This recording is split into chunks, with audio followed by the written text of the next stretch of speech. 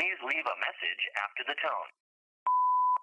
If you need support with your mental health because you feel like it's affecting you or it's possibly affecting relationships that are in your life, I really, really urge you to make an appointment with your GP and just go and see them and explain things that are going on for you at the moment.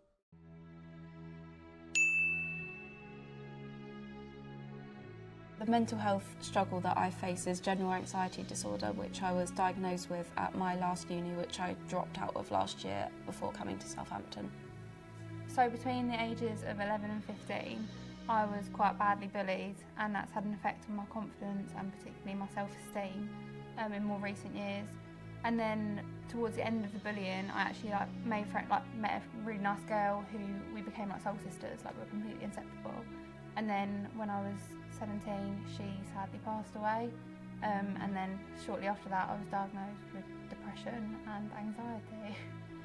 My name's Molly Potter. I'm from the Isle of Wight and I'm 20 and I study English literature at the University of Southampton.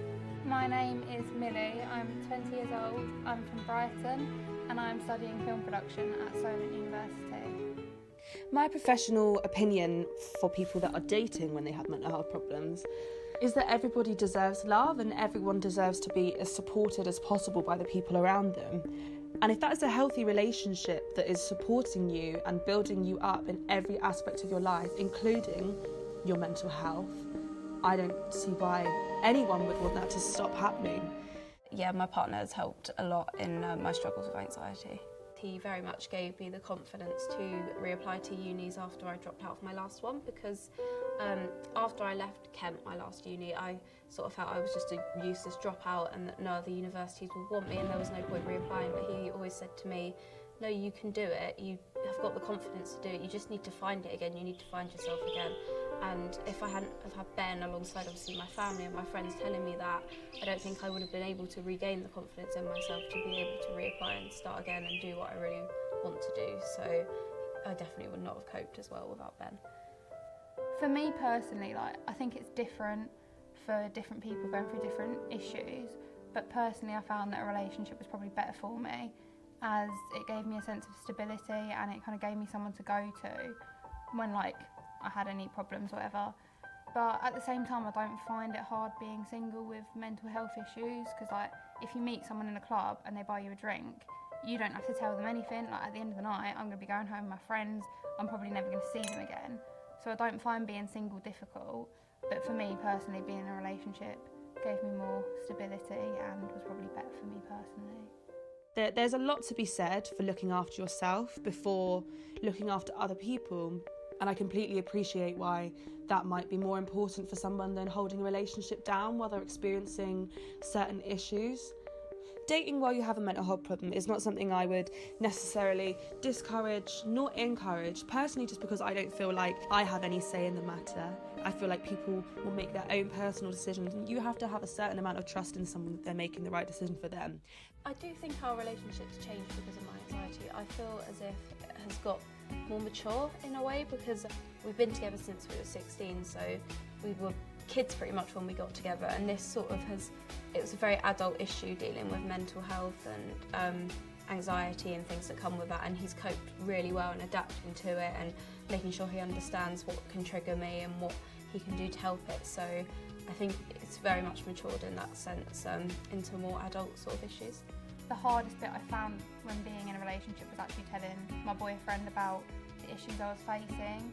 So before we were together, we were friends for quite a long time, and I never told him. So when it came to having to tell him that I was going through all these issues, I was really worried that his opinion would change on me, it would put him off me, or he wouldn't trust me because I never told him before. So yeah, I was really worried about telling him, but when I did tell him, he was really, really good about it and really respectful. If one party in the relationship has a mental health problem, let alone if both people do, it can be very hard to support another person when you also need that really intense support. But saying that doesn't mean that this is a problem that every couple that both experience mental health problems will come across. Some people find that level of support from another person really, really helpful, especially when that person can genuinely fully understand you because of their own experiences. So my hopes for the future with my anxiety is that I hope I can carry on keeping it at a sort of maintainable level. Ben will still be there to support me along the way. I'm hoping to do a master's in English literature, of course, and hopefully after that possibly become an English teacher. I was hoping that if I became a teacher I could sort of help kids that had the same sort of issues as me to be more confident in applying to unis and their work and their abilities. That would be something I'd be really interested in. I don't know what I want to do in my future, and that in turn can make my depression and particularly my anxiety quite hard. But I do hope for the future that in terms of everyone and mental health in society, that it's going to be taught more in schools and it's going to be less of like a taboo subject and something that people are more open about talking about, and then the stigma and the negative connotations of having a mental health issue will hopefully kind of like relax and not be as prominent. Unfortunately, waiting lists for care are quite long at the moment, and there are a lot of pressures on the NHS, so if you are having these problems, please do it as quick as possible so that things speed up as much as they can. Other organisations that I think are really, really great are also Mind and Rethink. You can find them online, and you can also email them, call them, find them on Facebook, and they're really, really brilliant, and they have a lot of information on their website, so it can be very useful.